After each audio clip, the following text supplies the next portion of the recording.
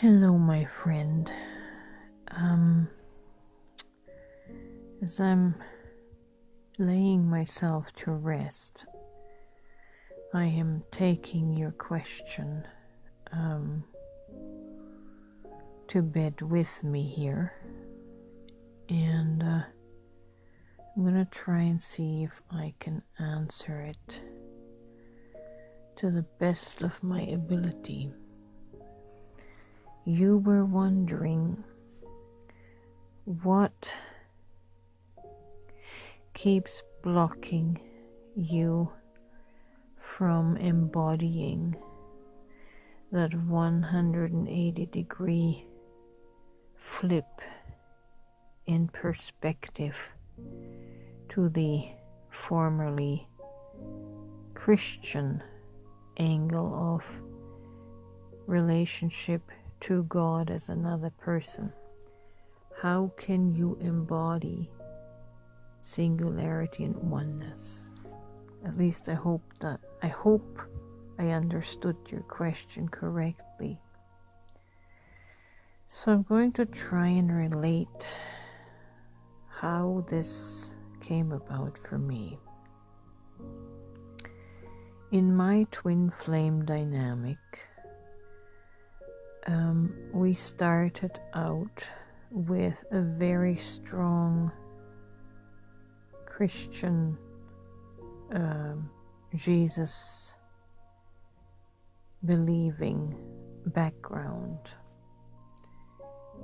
and in my twin flame dynamic, my twin mirrored back to me all the things about God that are not working, that are not real, that have failed. And most of all, the deepest mirroring and reflection was, after soul recognition, was the rejection and the abandonment. And I felt this abandonment as if it came from God. And that's a doozy to reckon with. But I did. And I worked through all of the layers in my subconscious mind. And the pain of the rejection was so strong that something within me told me, you cannot rely on a God outside of you.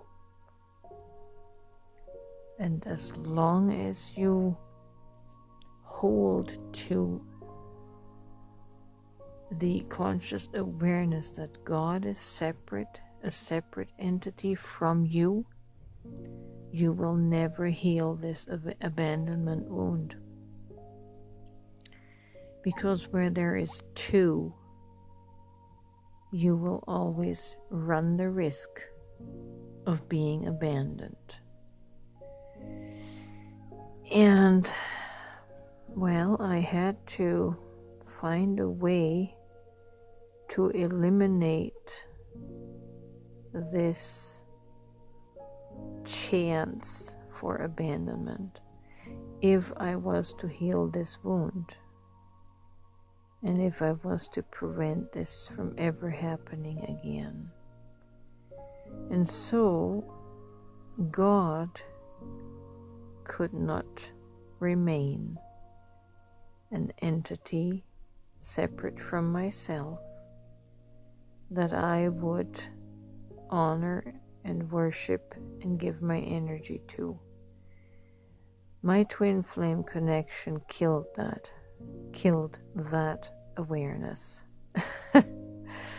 for which I am very grateful today, because I have found something so much more precious in obtaining the conscious awareness of actually being Source God consciousness. I am that. I am.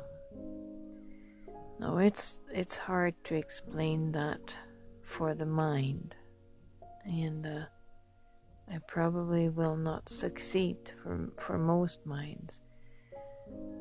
One has to have experienced the pain of abandonment, and in that pain made the connection to the consciousness of this, what can I call it? This thing that will never leave you nor forsake you. And that thing can only be your own soul. And so this is how I made the connection. The 180-degree flip, as you call it, from relating to a God to becoming that very consciousness as my own soul. And since then I have invested all my energy and all my devotion into loving my own soul, my own conscious presence, as if that were God, for it is God. And